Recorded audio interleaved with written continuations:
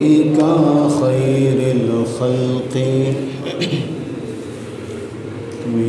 مولاي صل وسلم دائما ابدا على حبيبك خير الخلق.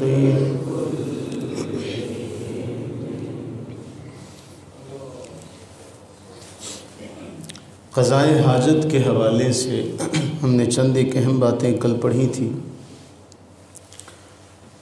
سب سے اہم ترین مسئلہ اس میں یہ ہے کہ قضائے حاجت کے وقت قبلے کی طرف رخ کرنا یا پیٹھ کرنا منع ہے. قبلے کی طرف رخ کرنا یا پیٹھ کرنا منع ہے. سیدنا ابو ایوب انصاری رضی اللہ تعالیٰ عنہ بیان کرتے ہیں حدیث آپ کے سامنے. عن ابی ایوب ان النبی صلی اللہ علیہ وآلہ وسلم قال اذا اتیتم الغائط فلا تستقبلوا القبلہ ولا تستدبروها ببول ولا غائط ولكن شرقوا او غربوا. کہ رسول اللہ صلی اللہ علیہ وسلم نے فرمایا کہ جب تم بیت الخلاء جاؤ تو پیشاب کرتے وقت قبلے کی طرف نہ رخ کرو اور نہ پیٹھ کرو، البتہ مشرق یا مغرب کی طرف رخ کر لو. یہ مدینہ طیبہ کے اعتبار سے ہے، وہاں قبلہ شمالاً جنوباً ہے، اس لیے فرمایا. حضرت ابو ایوب انصاری رضی اللہ عنہ بیان کرتے ہیں فقدمنا الشام، جب ہم ملک شام آئے تو ہم نے دیکھا کہ بیت الخلاء جو ہے وہ قبلے کی طرف رخ ان کا ہے، تو ہم اپنا رخ تبدیل کر لیتے تھے اور اللہ تعالیٰ سے استغفار کیا کرتے تھے. اس قدر ادب ہے قبلے کی سمت کا اور قبلے کا کہ اس طرف کو رخ کر کے بیٹھنا بھی اسلام نے جائز قرار نہیں دیا. تو حضرت ابو ایوب انصاری رضی اللہ عنہ بیان کرتے ہیں کہ جب ہم اس طرح ہم شام میں آئے تو دیکھا تو ہم اپنا رخ بدلی کر لیا کرتے تھے اور اللہ سے پناہ مانگا کرتے تھے. یہ روایت جو ہے متفق علیہ روایت ہے، صحیح بخاری میں بھی ہے، صحیح مسلم میں بھی ہے، اور اس کے علاوہ احادیث کی دیگر تمام کتب میں، ترمذی میں، نسائی میں، ابن ماجہ میں، ابو داؤد میں، موطا مالک میں، مسند احمد میں، صحیح ابن حبان میں، سنن دارمی میں، سب میں یہ حدیث جو ہے یہ مذکور ہے.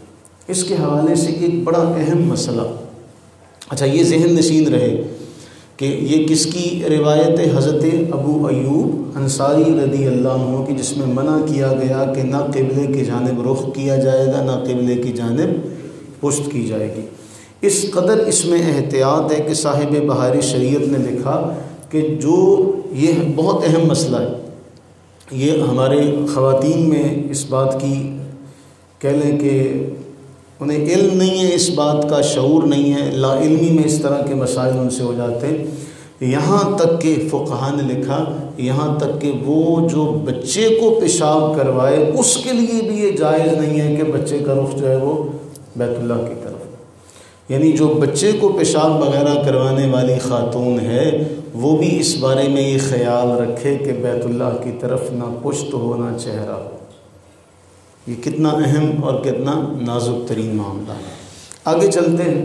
مسئلہ کہ قرآن جو واش روم ہے اس میں جاتے ہوئے ہمارے پاس عام طور پہ تعویذات کے حوالے سے مسئلہ پایا جاتا ہے. یہ ذہن نشین رہے، یہ ذہن نشین رہے کہ مؤثر حقیقی ہے اللہ کی ذات. مؤثر حقیقی کس کی ذات ہے؟ اللہ تعالیٰ کی ذات ہے. ہمارے ہاں تعویذات کا استعمال عام ہے، اس میں بھی یہ بات ذہن نشین رہے کہ وہ غیر شرعی الفاظ پر مشتمل نہ ہوں. وہ تعویذات غیر شرعی الفاظ پر مشتمل، اگر وہ غیر شرعی الفاظ پر مشتمل ہیں جو شریعت سے ٹکراتے ہیں تو ان کو تو ویسے بھی پہننا جائز نہیں ہے. دوسرا جو معاملہ ہے، اگر تعویذ ہے، مسئلہ یہ ہے تعویذ میں لکھی آیات جب چمڑے میں بند ہوں یا کسی چیز میں اچھی طرح ان کو بند کیا ہو، چھپایا ہو، تو ان کے ساتھ واش روم جانا یعنی جا سکتے ہیں، پھر ان کے ساتھ واش روم جا سکتے ہیں.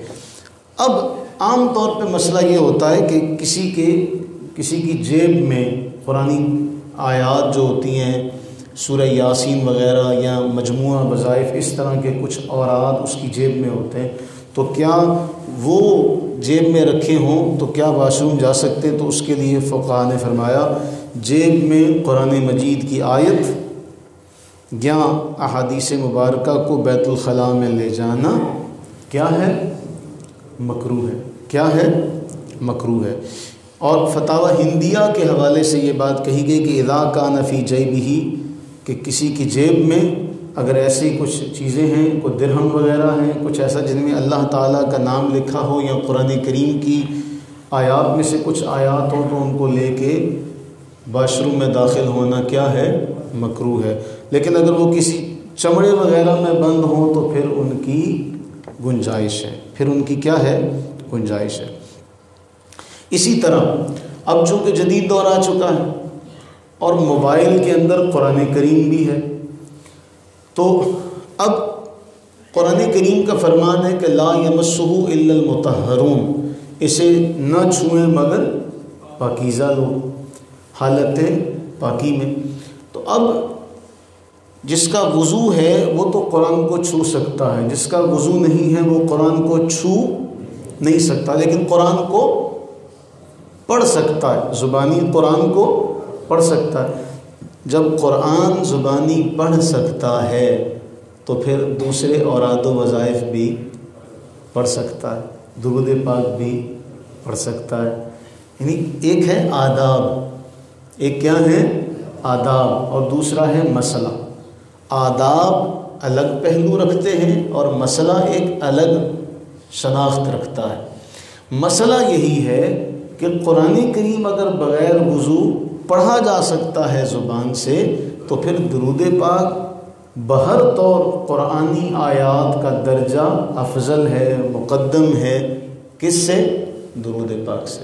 ہم عام طور پہ جب یہ سنتے ہیں وہ جی درود پاک بغیر وضو کے نہیں پڑھا جائے گا، تو بھئی آداب اپنی جگہ پر ٹھیک ہے، اللہ تعالیٰ سے ہم آداب کی توفیق مانگتے ہیں کہ اللہ ہمیں آداب کی توفیق عطا فرمائے، لیکن نفس مسئلہ یہی ہے۔ اب موبائل کے اندر جدید ایپ قرآن کریم ہے۔ پہلا مسئلہ تو اس میں یہ ہے کہ اگر کوئی شخص بے وضو ہے تو اب وہ اس کی اسکرین کو ٹچ کر رہا ہے تو فقہاء نے اس کے لیے جواز کا فتویٰ دیا ہے کہ اس کی جو انگلی ہے براہ راست قرآن کے ساتھ ٹچ، کیونکہ یہ اوپر اسکرین ہے اور اس کے نیچے بھی ایک اسکرین ہے، تو براہ راست قرآن کے الفاظ سے اس کی انگلی ٹچ نہیں ہوتی، اس لیے اس طرح اگر وہ موبائل پر قرآن پاک پڑھتا ہے تو ہر صورت میں اس کے لیے کیا ہے؟ چاہے وہ وضو کی حالت میں ہو چاہے وہ بے وضو ہو، اس کو وہ چھو سکتا ہے۔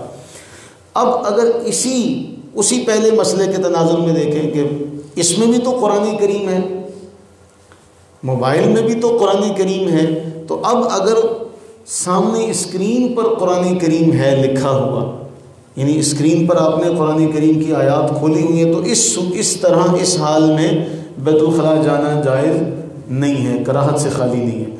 لیکن اگر بند ہے تو پھر واش روم میں جایا جا سکتا ہے، واش روم میں جایا جا سکتا ہے۔ اگلا مسئلہ اس حوالے سے بہت اہم ہے کہ اب یہ دیکھیے، میں یہ جامع ترمذی آپ کے سامنے ہے، امام ترمذی نے جو باب باندھے ہیں، یہ اس کا فونٹ چھوٹا ہے لیکن دیکھیے طہارت کے اندر ہی جو باب امام ترمذی نے باندھے، ان ابواب میں جو باب باندھا گیا واش روم کے حوالے سے کہ باب النہی عن البول قائمہ، اس حوالے سے باب اس بات کے بیان میں کہ کھڑے ہو کر پیشاب کرنا منع ہے، کھڑے ہو کر پیشاب کرنا کیا ہے؟ منع ہے۔ اس میں جو حدیث پاک لے کر آئے وہ حدیث یہ لے کر آئے کہ اما عائشہ صدیقہ رضی اللہ تعالی عنہ بیان کرتی ہیں کہ اگر تمہیں کوئی یہ کہے من حدثکم ان النبی صلی اللہ علیہ وسلم کان یبول قائما فلا تصدقوا، اگر تمہیں کوئی یہ کہے کہ نبی صلی اللہ علیہ وسلم نے کھڑے ہو کر پیشاب فرمایا تو ہمیں اس کی تصدیق نہ کرنا۔ ما کان یبول الا قاعدا، آپ کی عادت کریمہ یہ تھی کہ آپ پیشاب بیٹھ کر فرماتے تھے۔ اب ایک اور روایت میں اس طرح کا مسئلہ آتا ہے کہ وہ بھی حدیث پاک میں آتا ہے کہ رسول اللہ صلی اللہ علیہ وسلم ایک قوم کی روڑی پر ڈھیر پر گئے اور وہاں جا کے آپ نے اس طرح کا معاملہ فرمایا، تو اس کے بارے میں فقہاء نے جو توجیحات بیان کی ہیں وہ میں آپ سے ذکر کرتا ہوں کہ وہ توجیحات کیا ہیں جو انہوں نے بیان کی ہیں کہ کیا مسئلہ تھا کہ نمبر 1 یا تو آپ کی کمر مبارکہ میں تکلیف تھی، نمبر 2 یا آپ کے گھٹنے میں تکلیف تھی، نمبر 3 یا اس مقام پر بیٹھنے کی جگہ مناسب نہیں تھی، اس بنا پر رسول اللہ صلی اللہ علیہ وسلم نے کھڑے ہو کر قضائے حاجت کی۔ دوسرے فقہاء یہ بیان کرتے ہیں کہ اس سے نفس مسئلہ کا جواز آپ نے ثابت کر دیا کہ اگر عذر پیش آ جائے تو عذر کی بنا پر کھڑے ہو کر بھی قضائے حاجت کی جا سکتی ہے، لیکن جو آپ کا معمول ہے وہ کیا ہے؟ بیٹھ کر کرنا۔ حضرت عمر فاروق رضی اللہ تعالیٰ عنہ بیان کرتے کہ رسول اللہ صلی اللہ علیہ وسلم نے مجھے کھڑے ہو کر دیکھا کہ میں کھڑے ہو کر پیشاب کر رہا تھا، تو فرمایا کہ یا عمر لا تبل قائما، اے عمر کھڑے ہو کر قضائے حاجت نہ کرو۔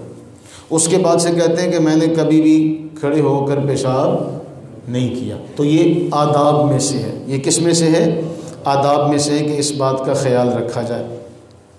اور دوسرا معاملہ اس میں یہ ہے کہ پیشاب کے چھینٹوں سے اپنے آپ کو بچایا جائے، کیونکہ حدیث پاک میں کیا آتا ہے کہ رسول اللہ صلی اللہ علیہ وآلہ وبارک وسلم نے ارشاد فرمایا کہ اکثر عذاب قبر اسی بنا پر ہوتا ہے، اکثر عذاب قبر اسی وجہ سے ہوتا ہے کہ اپنے پیشاب کے چھینٹوں سے بچتے نہیں ہیں۔ اور اس میں ایک حدیث بھی بڑی مشہور ہے، ہم نے وہ کئی بار پڑھی، آپ کو یاد ہوگا کہ آپ کا گزر 2 قبروں کے اوپر سے ہوا تھا، تو اور آپ نے فرمایا تھا کہ ان قبر والوں کو کیا ہو رہا ہے؟ عذاب ہو رہا ہے۔ کس وجہ سے؟ ایک پیشاب کے چھینٹوں سے نہیں بچتا تھا، اور دوسرا چغلی کیا کرتا تھا۔ دوسرا کیا کرتا تھا؟ اتنی واضح حدیث، اتنا واضح فرمان، اس کے بعد بھی اگر ہم ان دونوں چیزوں سے اپنے آپ کو نہ بچائیں تو یہ بڑا اہم ترین مسئلہ ہے۔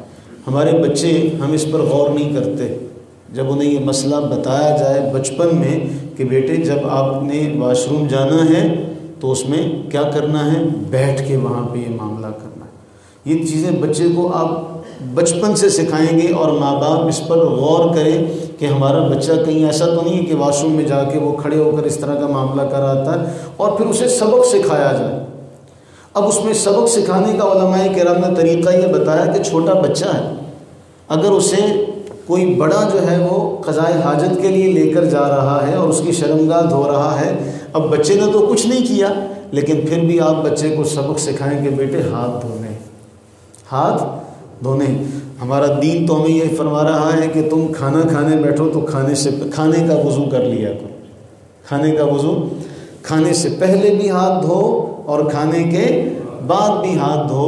حدیث پاک میں یہ آیا کہ اس سے اللہ تعالیٰ محتاجگی دور فرما دیتے ہیں، اس سے اللہ تعالیٰ محتاجگی دور فرما دیتے ہیں۔ اللہ تعالیٰ ہم تمام پر اپنی رحمتیں برکتیں نازل فرمائے، اور ہم تمام کو ان آداب کا خیال رکھنے کی توفیق و ہمت عطا فرمائے۔ آمین ثم آمین۔